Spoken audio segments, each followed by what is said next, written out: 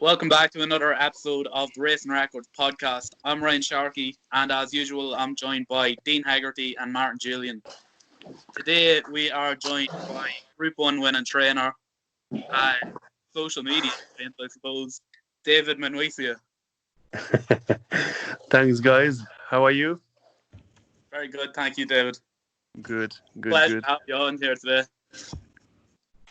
Sorry? It's a pleasure to have you on here today. No, it's my pleasure. Yeah, no, look, I'm absolutely delighted. And the introduction was rather flattering. So, yeah, it's always a good start. So we'll get into it, David. How are you coping with this pandemic? Yeah, look, I mean, it's very frustrating, but we've all been fine throughout. So staff, horses, everybody really. So it's a massive consolation. I think a lot of people have been a lot worse off than we have been. So yeah, look, we pretty much work. We pretty much work as normal, really, and we just try to keep the horses well and happy. We didn't do any fast work until we resumed last week, I'd say, to try and improve their fitness. But no, I've been quite happy despite despite the current climate. I've been quite happy with the yard, and it's always good to have something else to focus on than watch the news or watch the bad news every day, basically. And how are you missing racing? Well, of course, I think as much as everybody else does. It's really weird to work every day without the purpose. Without the purpose of going racing. It's actually very challenging for trainers to keep the horses happy without a target. I think it's very hard to. Yeah, I mean, most horses have been well. They have coped with it fine. There's just one or two that don't really know why they have to keep on training without going racing. But yeah, no, we've missed racing dearly, and it's always good to have to watch French racing at the moment, and it gives us a little bit of a glimpse of hope, but also makes you feel a bit sad that you can't be racing yourself. But hopefully it will resume soon. And will you be sending horses over to France whenever you can, or? Yeah, I think, look, we have a few potential ones that could go there. I just don't know when officially we'll be able to travel. They were talking about the 1st of June to be able to go and race there, but there's a strong rumor. I haven't seen anything official yet, but there's a strong rumor that we wouldn't be able to go before the 15th of June. So yeah, I'm just trying to sit and look at things with an open mind at the moment, and yeah, I think down the line I'd like to run a few there, but whether it will be as soon as June, I'm not sure. We just have to wait and see. And obviously, you yourself are from France. So, what made you make the change over to English racing? I think the weather is much nicer here than it is in France, and the food, obviously. I think the main reason is, I left France in 2004, I think, to go to America to work for Richard Mandela, and then I came here to work for John Dunlop, and I thought, I stayed with John Dunlop for 6 years. And then I thought, I've been away from France for long enough. I don't think people will know me anymore. So if I want to if I want to start training anywhere, I have more chance to make it here in the UK, where I've been for a number of years, rather than go back to France and start from scratch again, you know. So, and also, you know, British racing, no offense to you guys, but I think British racing is probably the most competitive racing nation in the world. And I've always found I've always found British racing fascinating, you know, because of the you know, all the various race courses and race course profiles and the handicap system, all of those things, you know, I think make it very interesting, if not fascinating. So that's why I set up here too. Yeah, I'd agree with that. That's it. I know it's fair that you say that British racing is probably the most competitive, because it really is. If you look at American racing there, you can really see the ones that stand out and the ones that are miles behind the rest of them. Yeah. I think the favourites tend to win more over there than they would over here. I think the margins, you know, are very, very small between the top yards and some young up and coming people, you know, who've had the right state of mind. I think the margins are very narrow these days. And that's why it makes it extremely competitive. You know, I mean, even in the UK 50 years ago, you had a few yards dominating the scene completely. And you know, nowadays it's not the case anymore. You know, you can always have you can always find a good horse in a smaller yard and go and upset the odds. You know, even at the big meetings. So yeah, I think it's better for the sport as a whole. I think you have one of them good horses in your yard, Thunder and Blue. Yes, yeah, he's been a good boy. He really has, hasn't he? Yeah. I mean, they don't come about very often, but no, he's been absolutely fantastic. Absolutely fantastic. It was well, he's still alive, but he has been absolutely fantastic all the way through. He was just a very slow learner. You know, he was always very, very talented, but he had issues in his brains, especially. And yeah, it was hard to find the keys to him. And but when we did find the keys, he really rewarded us more than we would have ever hoped. You know, so yeah, very good boy. Yeah, he's a truly special horse, and he's definitely in my top 5 favourite horses ever. Yeah, I think I'm a bit biased, but you would be too.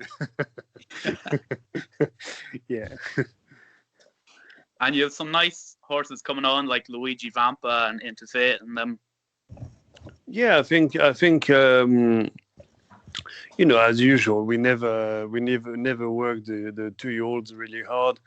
I tend to train a lot of 2-year-olds that will get better with age, and so it was very satisfactory to see them, you know, go up the ladder last year on their own ability, you know, rather than training induced. You know, a lot of I don't.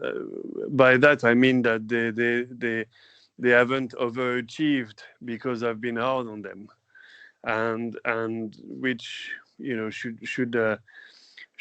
stand you in good stead for the future, basically. And I don't know how good they are. Obviously, you know, we need to be able to run them to gauge how good they are. You know, they might just be good handicappers. I don't know. But no, they've showed good potential last year. So I can't wait to unleash them and see what we are talking about. They look good anyway from what I've seen so far. And yeah, hopefully we can get them back out soon and get to see what they're really made of.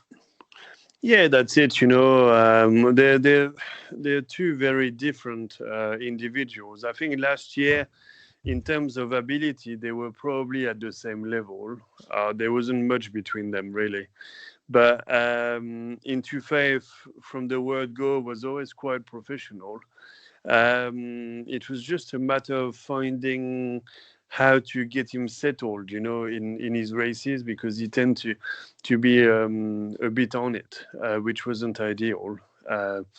But he learned his trade quite quickly. The other horse, Luigi Vampire, is the complete opposite. He's a massive unit. He's a big horse, very tall and heavy, and he was a real big baby last year. He would have, that's why his first race at Newbury was so bad, because he was completely shell shocked about the whole thing. And so when he went to Goodwood, I was hoping that he could show his true colors, and he did.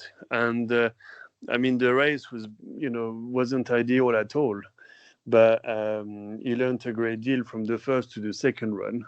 And then Salisbury was kind of a run to keep him fit without giving him a hard race. I think if I would have been a bit harder on him, or if Joe Fanning would have been a bit harder on him, he probably would have won. But I didn't want that, because I was keeping my eyes on the French race at the Arc weekend. Yeah. And I just wanted the horse to get a bit more experience without doing too much. And he ran a storm carrying the penalty.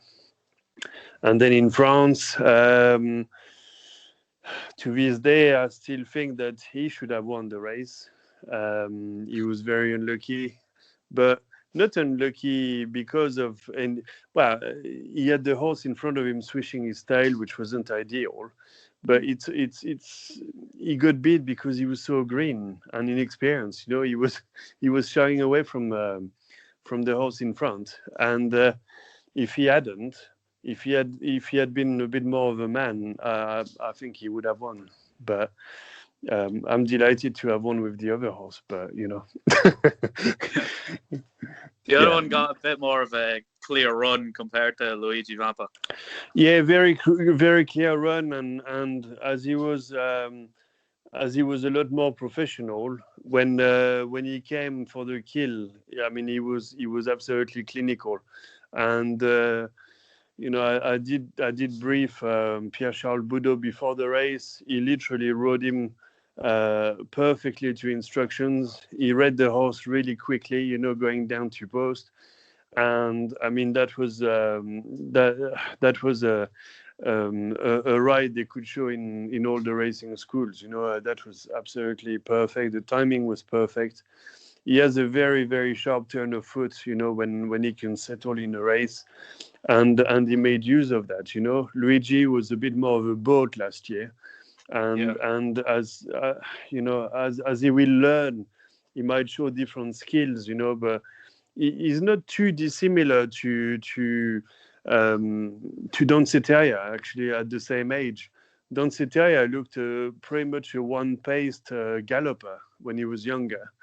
And it's only when he turned 3/4 that he started to show a massive turn of foot, because he learned how to race, he learned how to settle.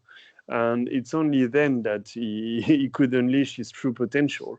And Luigi Vampire is from the same family as Danse Terrier, but at the same age, and I'm not saying he will be a Group 1 horse, but at the same age, he's a more talented individual because he's got more strength than Danse Terrier. And yeah, he would be probably a stone better than Danse Terrier at the same age, which doesn't mean he will end up being a stone better as the finished article. But he's I think both horses are very interesting horses, and I can't wait to see what they're going to do this year. And speaking of Danse Terrier there, he got you that Group 1 win. What was that like for you as a trainer? A relief. A relief, because I've always thought the world of his horse, and his form in France was really good when he won La Coupe at Longchamp in the Group 3. And then, as he was entered in the Eclipse, I needed to find a race between La Coupe and the German race. The German race was always the target. And I thought, well, let's run him in the Eclipse to keep him fit without giving him a hard race or what have you. And actually, if you watch the replay, Jamie rode him hands and heels that day. Yeah, but he wasn't handling the track really well because it was quick ground, and he wasn't handling the undulations really well. But he literally rode him hands and heels, and he picked up the bit, in the last furlong, when the ground started to flatten, and he managed to run fourth behind the neighbor, ridden hands and heels, So when we went to Germany, obviously he was really fancied by everybody, and I felt a lot more pressure running him there than running in the Eclipse. And so when he put his head in front, I was delighted, but it was also a massive relief. And as we had knocked on the door at Group 1 level twice the year before with Thundering Blue, you can't wait to get the monkey off your back. And so when it happens, you just feel, I don't know, you just feel so light, but it's mostly relief. Yeah. But he hasn't really took life in Australia that well. I've been following him down there, and he hasn't been racing as well as he raced with you. No, I mean, even when he was with us there in Australia, you could tell that I don't know, there was something telling you that he wasn't really taking to it or really thriving. And it does happen to some Europeans who fly to Australia for the Spring Carnival. Some of them seem to absolutely thrive, and some of them just don't adapt. And actually, we had one of each. And it was disappointing to feel that he was slipping through your fingers. And I feel very disappointed that he hasn't got his form back, because on his best form in Europe, he would absolutely demolish them down in Australia. Over mile 2, I think he would be extremely competitive, and it's a real shame that he can't manage to pick up his best form. But it doesn't mean he won't over the next few months. Some horses, they need a lot longer to adapt to the environment. And look, I really hope that he will, because he has a very close he has a very close place to our heart. So he's I really do hope that he will get his form back. Yeah. And you took Chief Ironside down to Australia as well, and he's just a different animal down there. He was, yeah. I mean, he was giving us some good vibes.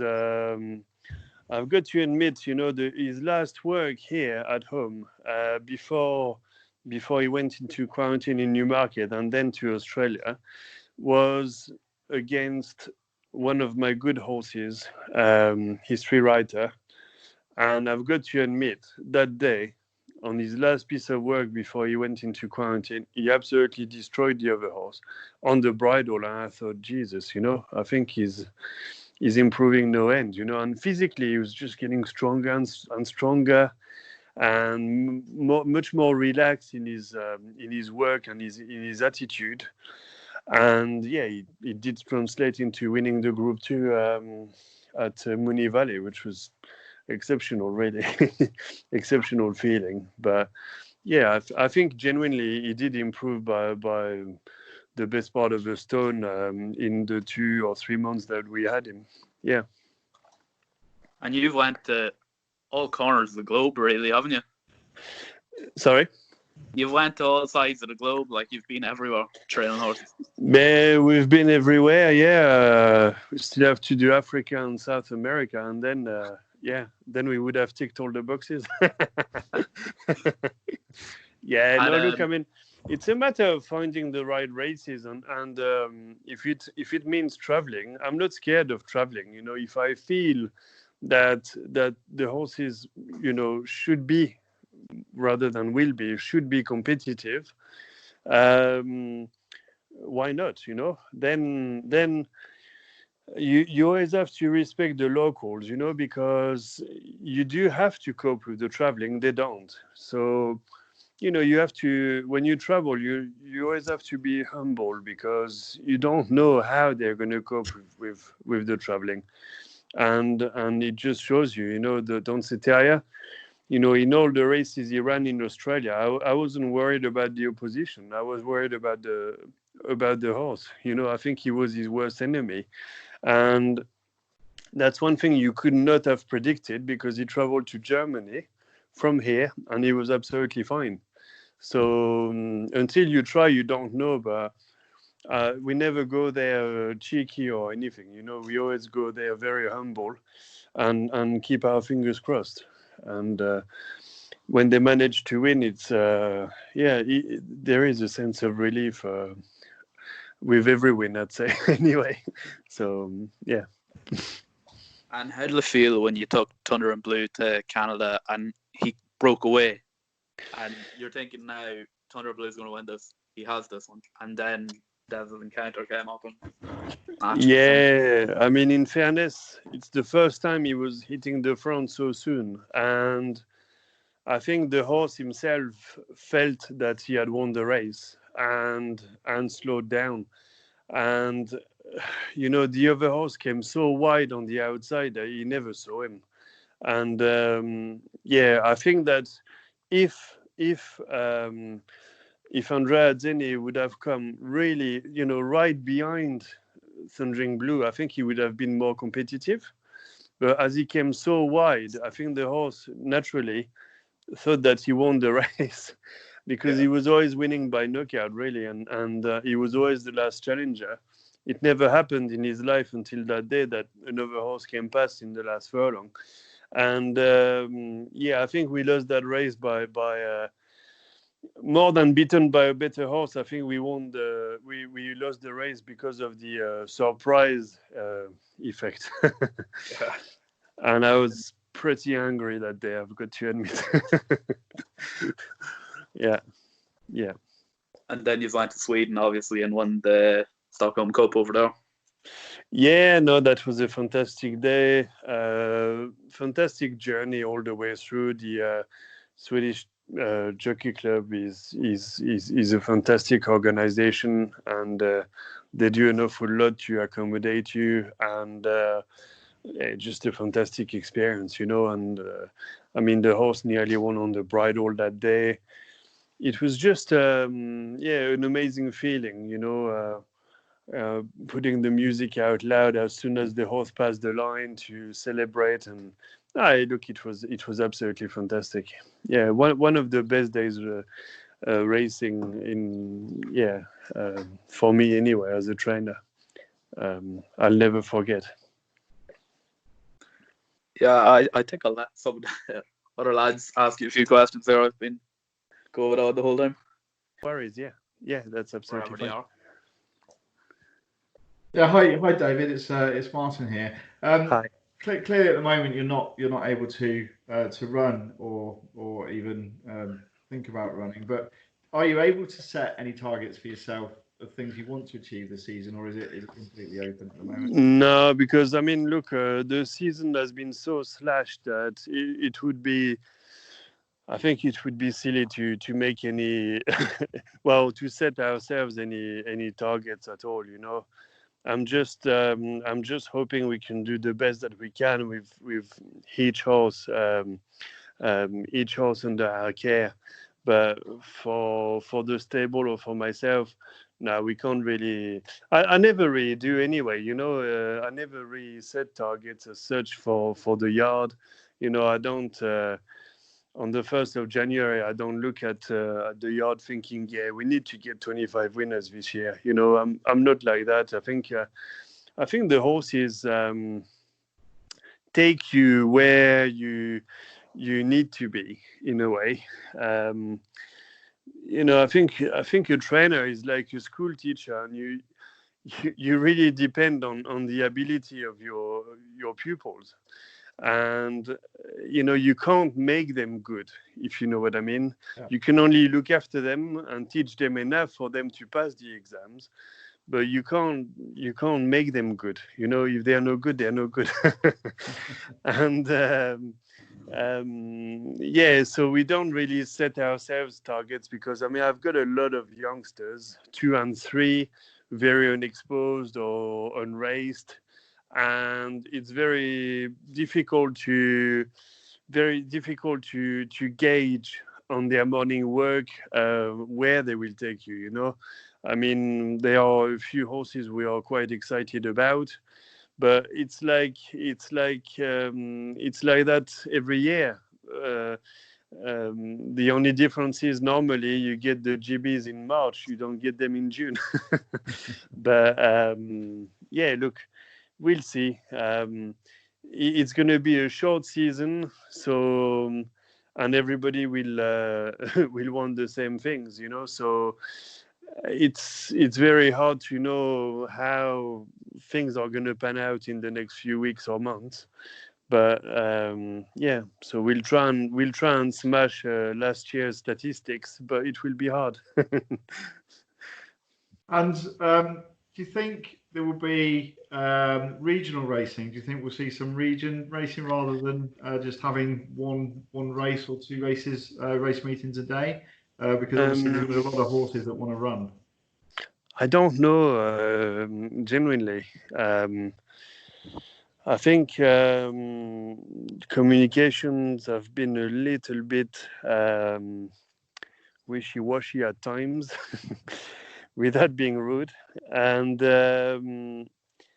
we have a clearer picture than we had weeks ago, but it's still not clear. It's clearer, but it's not clear yet. And whatever they throw at us, we'll deal with, But I just don't know yet how things are gonna pan out. And obviously, what happened in France yesterday has to be taken into consideration, for race planning in this country, so we don't end up in this situation when we can get cracking and then all of a sudden the government put the stops on this or that and what have you. So perhaps having regional racing would help that matter. But I just don't know, really. I'm just hoping that we'll be able to run on the top turf tracks in this country rather than smaller tracks and all weather, because it's June now, and I think the horses are craving to go and run on turf. Well, mine anyway. But how it's going to pan out, I'm not sure, really. I'm not certain. So do you have a favourite track? Is there one track that you'd love to have someone's on? Look, I don't mean to be rude to any race courses or what have you, but I'd say my top 4 tracks in this country would be Goodwood, Sandown, Newmarket July Course, and York. I think they would be my top 4. I just love going there. But then we've had really good stats at Nottingham, Epsom also. We've done quite well. So I think. But my top 4 would be Goodwood, Sandown, Newmarket July, and York. They usually do a fantastic job to keep the ground very safe and very well maintained. And I just love going there. And one more from me. As a Frenchman, would you rather win the Derby or would you rather win the Arc? I'd like to win the Derby as a prep for the Arc.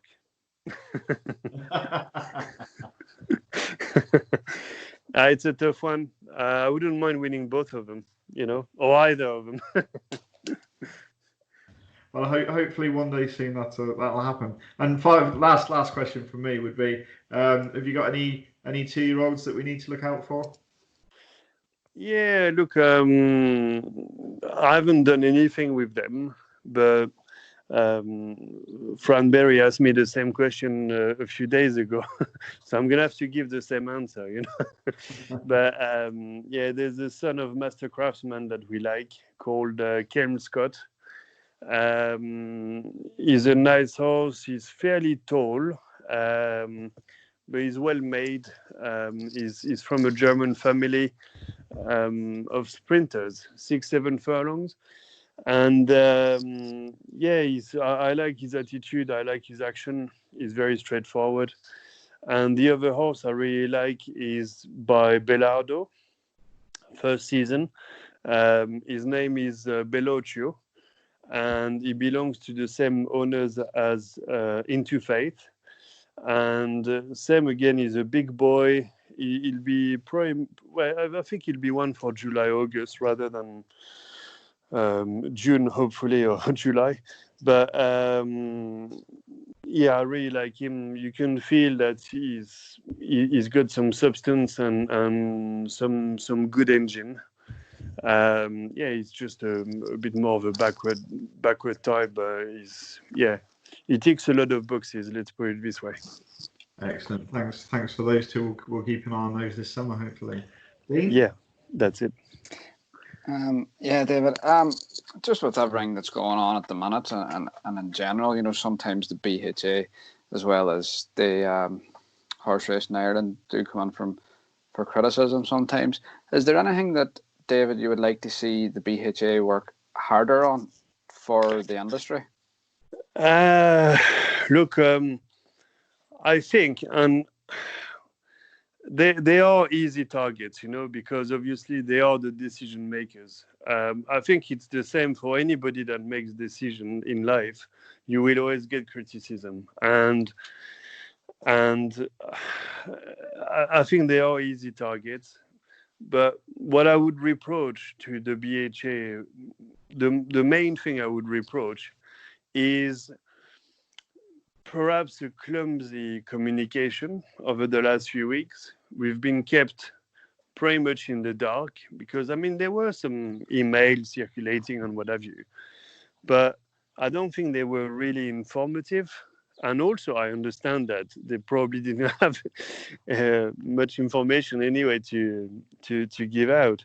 But I just felt that they could have been a little bit more, a bit less economical with information, because there's a few things, you know, that came up in the media, whether it's BBC News or Racing Post, like that date that came up a few weeks ago.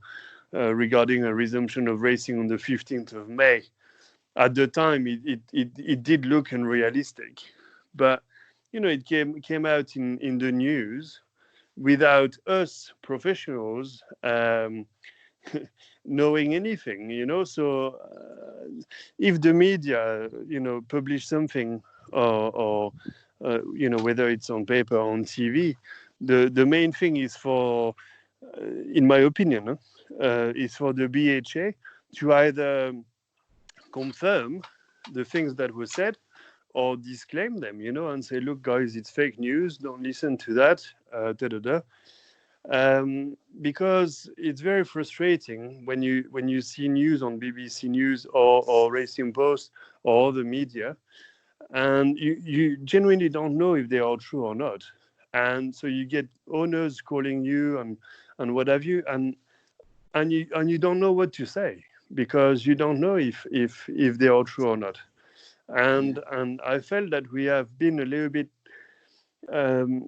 kept in the dark a little bit, you know. But then I do understand that it's not an easy situation, and hindsight is a beautiful thing, you know. So it's always easier to criticize when something has happened than come up with the good ideas and what have you. I just feel that maybe they could have looked at making the actors of racing participate a bit more into the resumption. And I know there's a resumption group and what have you, but I don't agree with the whole lot. And as much as any other trainer may not agree with some of the things and could come up with different or better ideas,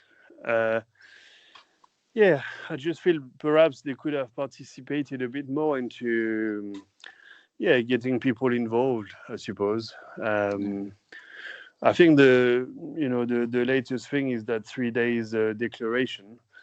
I understand why they do it, to get more time to get themselves organized with the new protocols and what have you. But, as a trainer in 3 days, and I mean, obviously anything can happen in 48 hours declaration, but 72 hours declaration, you are more likely to have something happen between the decks and the day of the race.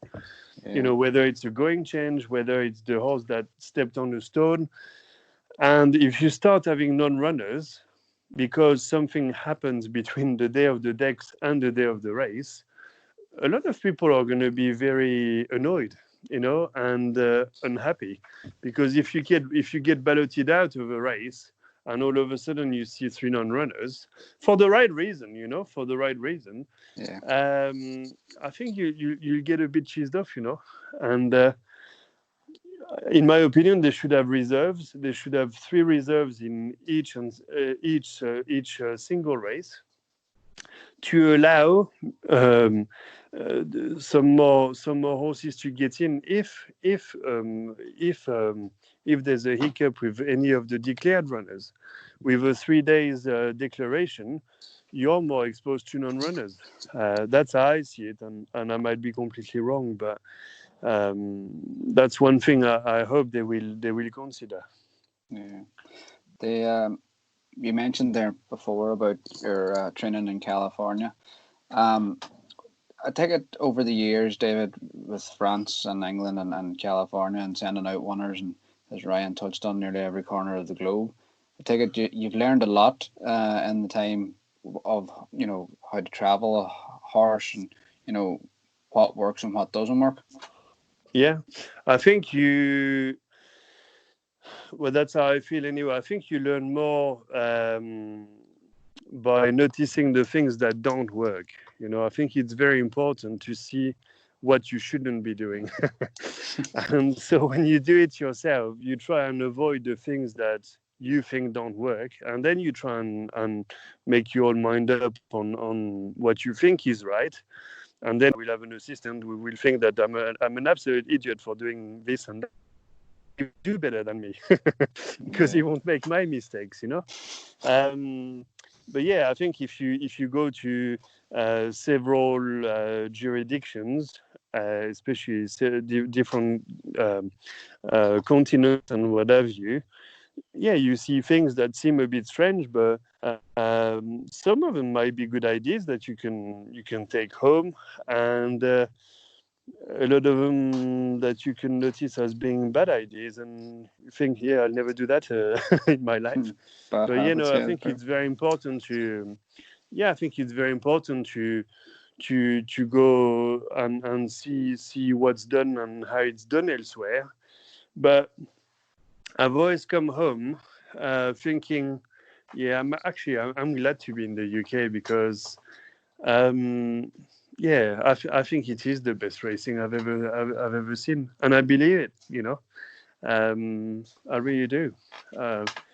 I feel good coming back here when I travel. I really do. Yeah, just a finishing point for me, David. We've been in it on some of the rest of the podcast too. We've been finishing off with a few quick fire questions. It's just an either or kind of thing for a bit of fun at the end. So I'll fire a few at you if that's all right. Yeah, sure. Pint of beer, gin and tonic. Beer. Home cooked meal or a nice restaurant? Home cooked meal, I'd say. Yeah. Kempton or Chelmsford? That's a tough one.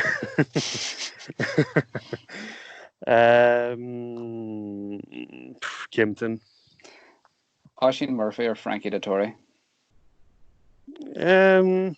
I like Oisin. Sun holiday or ski holiday? Probably sun. Yeah.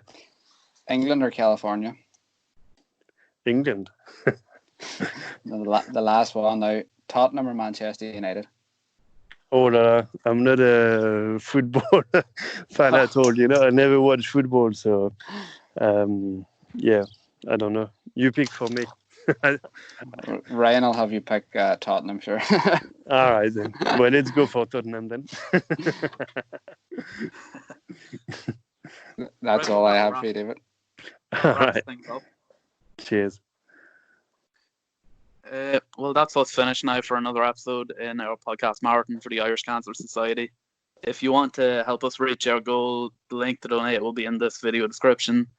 David, thank you very much for coming on. It's been absolutely great, and we wish you the best of luck when racing resumes. Yeah, no, thanks guys, and thanks for that, and no, it was fun. Yeah, thank you very much.